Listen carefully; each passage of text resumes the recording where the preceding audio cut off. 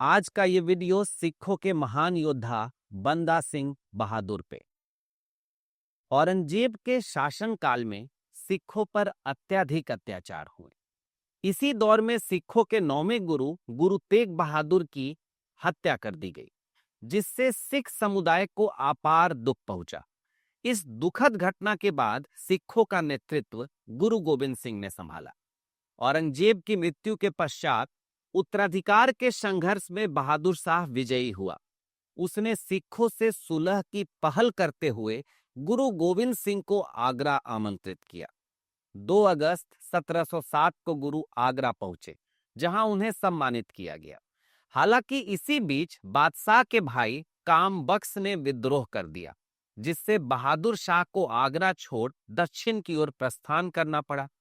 गुरु गोविंद सिंह भी इस शाही काफिले का हिस्सा बने, लेकिन यात्रा के दौरान उनकी बातचीत टूट गई और गुरु महाराज शाही दल से अलग हो गए, जिसके पश्चात वे महाराष्ट्र के नांदेड़ में ठहर गए। नांदेड़ प्रवास के दौरान गुरु गोविंद सिंह को जयपुर के एक महंत ने बताया कि यहाँ माधोदास नाम का एक तांत्रिक रहता है, जो साधु संतों और यात्रियों पर जादू टोना करता है। महंत ने गुरु को चेताया कि वे इस तांत्रिक से सावधान रहें, किंतु गुरु गोविंद सिंह ने इस चेतावनी की परवाह न करते हुए माधोदास के मठ जाने का निश्चय किया। मठ पहुंचने पर जब उन्होंने माधोदास को वहां नहीं पाया, तो गुरु उसके आसन पर बैठ गए और अपने शिष्यों को मांसाहारी भोजन पकाने का आदेश दिया, जो कि वैष्णव आश्रम के नियमों के विरुद्ध था। जब माधोदास को इस अनोखे यात्री के आगमन की सूचना मिली, तो वह क्रोध से भरकर मठ की ओर भागा। उसने अपनी तमाम तांत्रिक विधा का प्रयोग कर गुरु गोविंद सिंह पर प्रभाव डालने की कोशिश की, लेकिन उसकी हर चाल निष्फल रही। जैसे ही माधोदास ने गुरु गोविंद सिंह का तेजस्वी चेहरा देखा, उसकी आत्मा जाग उठी और उसकी आंखों से आंसू की धारा बह निकली। उसने गुरु से विनम्रता से पूछा, आप कौन हैं? गुरु ने मुस्कुराते हुए उत्तर दिया, वही जिसे तुम जानते हो। माधोदास ने आत्ममंथन किया और कहा, आप गुरु गोविंद सिंह हैं। गुरु के हां कहते ही उसने उनके आने का कारण पूछा, जिस पर गुरु ने कहा कि वो उसे शिष्य बनाने आए हैं। उसने श्रद्धा पूर्वक कहा, मैं आपका बंदा बनने को तैयार हूं। इसी क्षण माधोदास को एक नया नाम मिला, बंदा सिंह बहादुर। एक तांत्रिक अब एक योद्धा बनने की राह पर चल पड़ा, जो आगे चलकर सिख साम्राज्य का संस्थापक बना। बंदा सिंह बहादुर ने सिख धर्म और उसके सिद्धांतों को आत्मसात करना शुरू किया।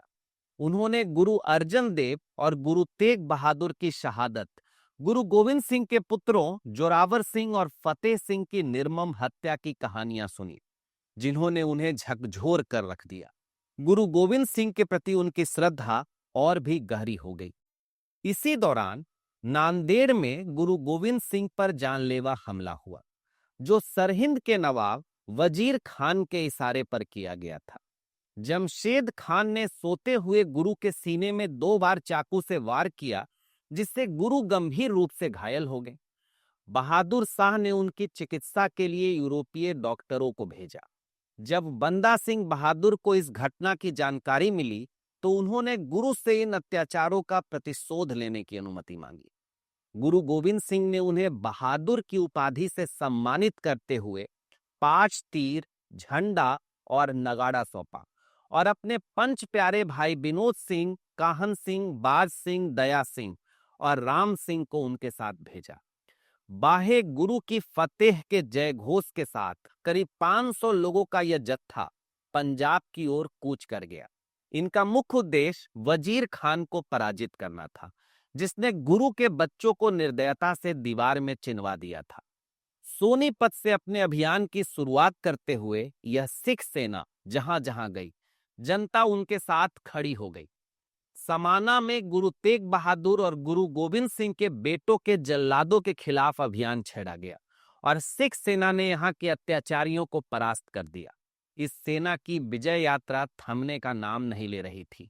धुरम, ठस्का, मुस्तफाबाद, कपूरी, साधुवाड़ा को जीतते हुए बंदा बहादुर सरहिंद की ओर बढ़ते चले गए।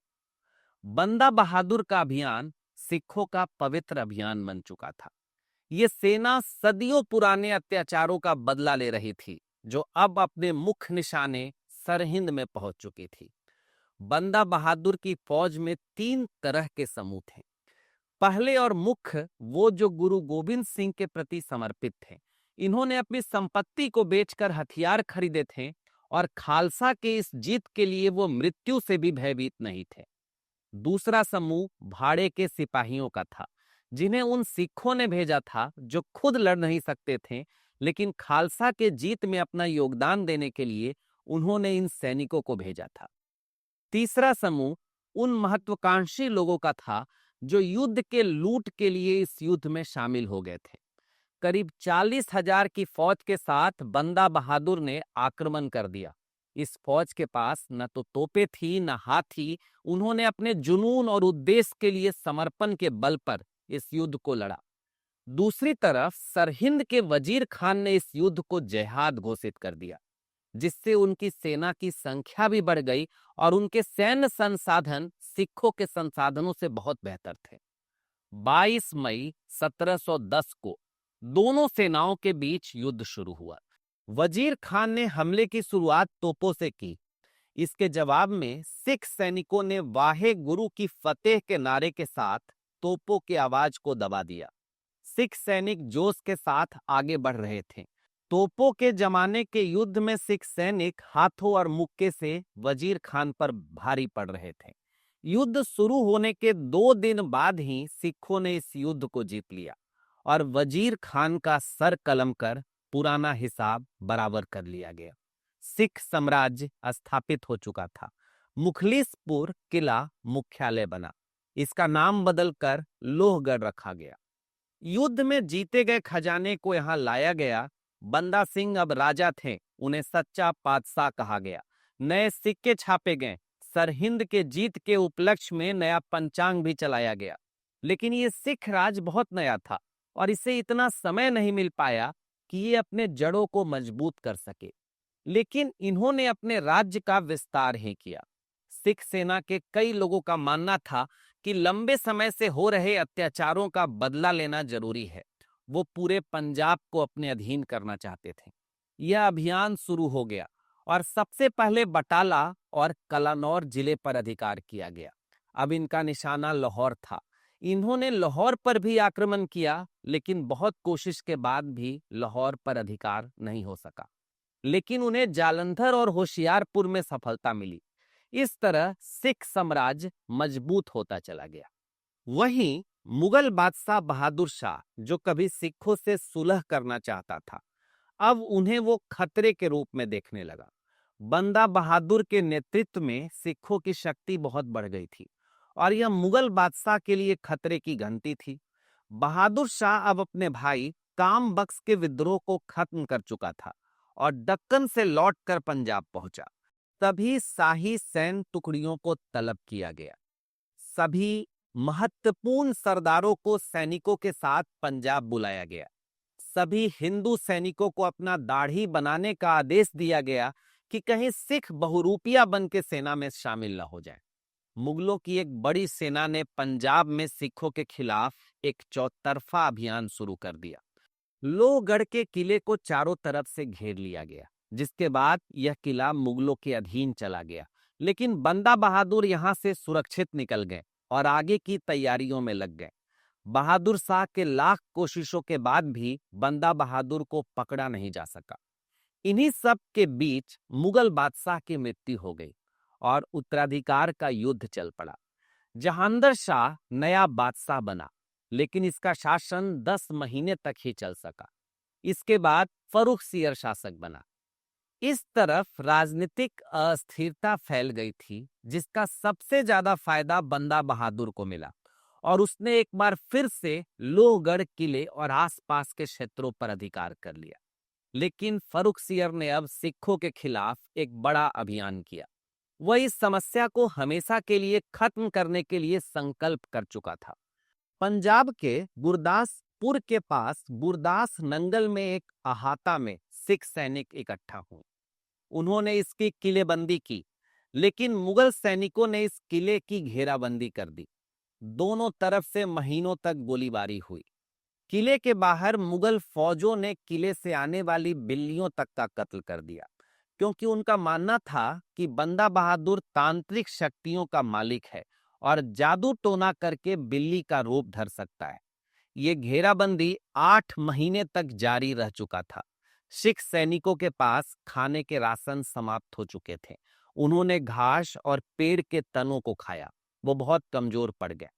अब्द उस समद ने उन्हें हथियार डालने और संधि करने का प्रस्ताव दिया। लेकिन जब बंदा सिंह बहादुर 300 लोगों के साथ किले से बाहर आया तो उन्हें गिरफ्तार कर लिया गया।